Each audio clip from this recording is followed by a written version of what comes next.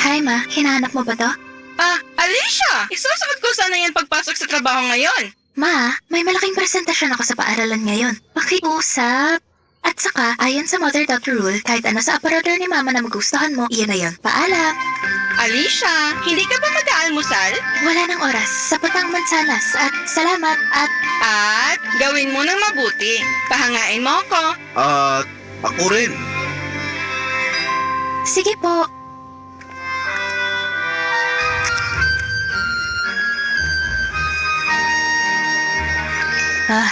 Akala ko hindi ka na darating.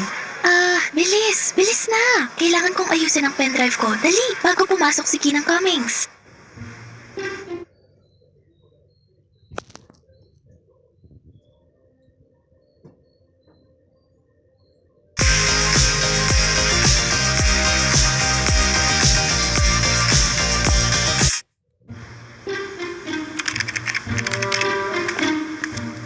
Sino yun? Bagong estudyante? Sa kalagitnaan ng termino pa? Ganon din?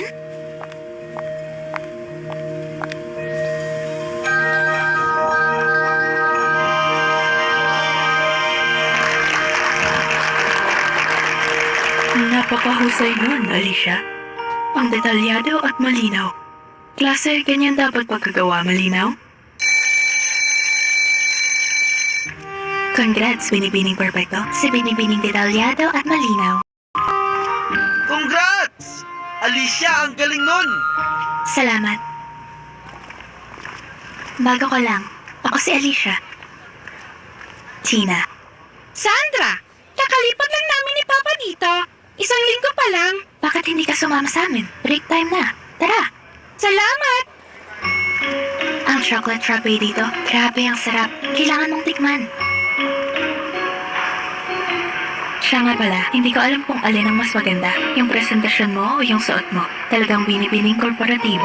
Kinalkal ko yung aparador ni Mama. Isusuot niya sana to sa trabaho. Buti na unahan ko siya. Kinalkal mo ang aparador ng mama mo? Masakit yun sigurado. Ano? Oy, kamusta? Tuloy pa ba tayo sa brunch bukas?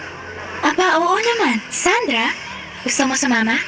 Magpa-brunch kami ni Tina bukas sa bahay. Si Mama ang magluluto. Hindi mo pwedeng palampasin ang lasagna ng Ginang Hudson.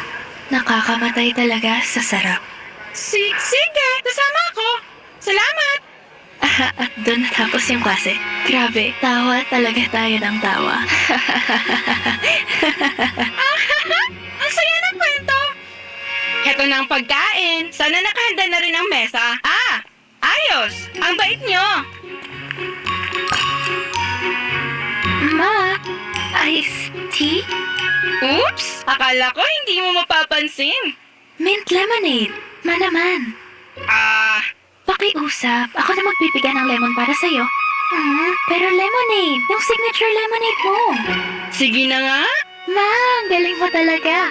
Sana nga hindi.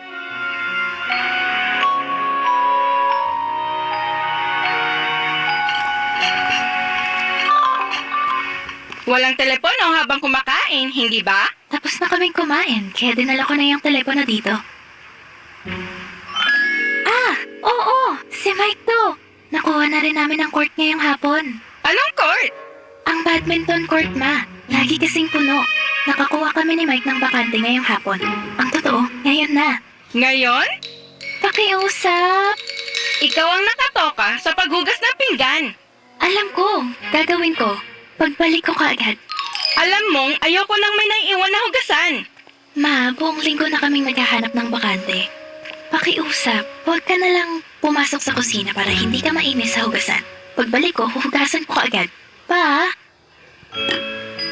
Sabado, ngayon. At hindi ako referee kapag Sabado. Ma? Sige, pero gusto kong bumalik ka ng alas 6. Pangako. Sandra, gusto mo ba sumama? Hindi, pass muna ako. Salamat. Okay, kita na lang tayo sa paaralan. Kinang Hudson, ang sarap ng pagkain. Salamat po. Welcome ka lagi dito, Sandra. Masaya akong nagustuhan mo.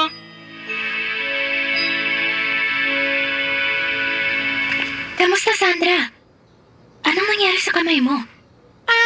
Wala. Ayos lang ako. Sandra? Kaya, anong sabi ni Mama? Alam mo naman siya, ayos lang. Ang totoo, Naiinggit nga ako eh. Mas mabuti pa pakikitungo niya kay Mike kesa nga sa akin. Ano na naman ang pinagawa mo sa mama mo? Ha? Alam mo, naglaro kami ng badminton kasama si Mike. Tapos, napilay niya ang paa niya. Wala yung mga magulang niya buong linggo kaya dinala ni Alicia si Mike sa bahay at ang mama niya okay lang naman sa kanya. Tapos sinasabi mong hindi ka niya tinatrato na maayos? Ha? Sandra? Sasabihin ko sa'yo kung ano ang hindi tinatrato na maayos. Parang ganito yon. Sandra? Sinong may gawa niyan sa'yo? Ang mama ko, ang umampon sa akin. Isa akong ulila na ibinigay sa mapagmahal na pamilya.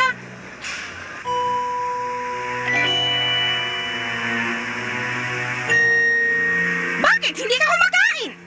Ayoko ng Desantes. Pwede bang iba na lang pakiusap? Ayaw mo ng gisantes, ha? Hindi talaga. E di huwag mong kainin. Sa katunayan, huwag ka nang kumain ng mga niluluto ko. Hanggang magutom ka at kainin mo yung gisantes. Ngayon, pumunta ka sa kwarto mo. Lumabas ka!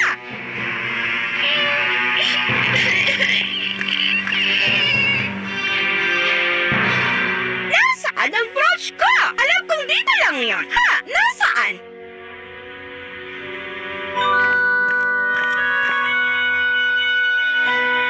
Ma, eto na. Nahanap ko na. Nasa'yo lang pala simula kanina? Hindi. Magnanakaw ka? Ganyan ba ang tinuro sa'yo sa ampunan?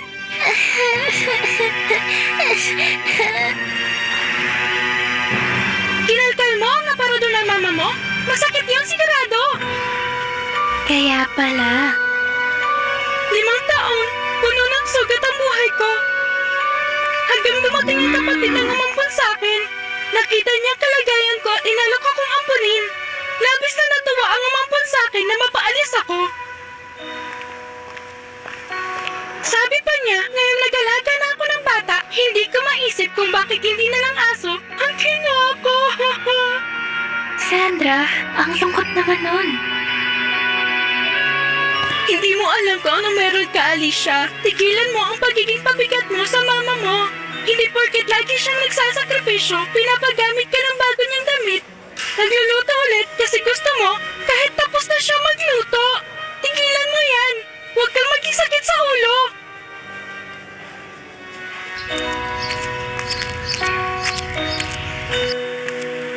Alicia? Oh, kamusta ma? Kumusta? May problema ba? Ayos lang bang lahat? Mwah! Oo naman.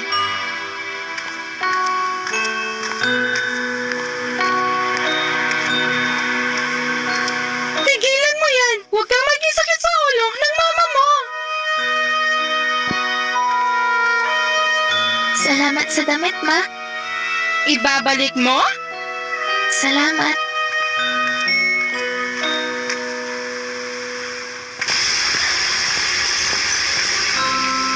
Ano?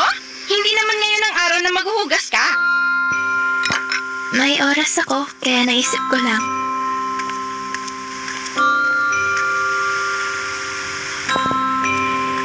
Anong oras darating si Tina at Mike para mag-aral?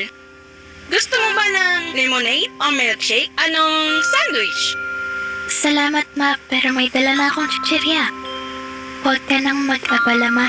Sobra-sobra na ang ginagawa mo eh. Hindi ko alam kung anong nangyayari kay Alicia. Ang bilis nilang lumaki, hindi ba? Mabilis at biglaan.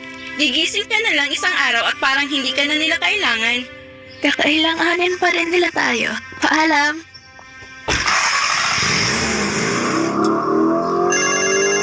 Kumusta? Kumusta, mahal? Kumusta? 5 araw akong nasa tour tapos depressed ka na? Hindi. Parang alam kong may iba yan. Ang anak mo, hindi na niya tayo kailangan. Kakailanganin pa rin nila tayo. Ewan ko, Nakausap mo na ba siya tungkol sa kung ano man yan? hindi pa. Kausapin mo siya. Kayong dalawa ang pinakamagaling na mag-best friend na mag-ina na kilala ko.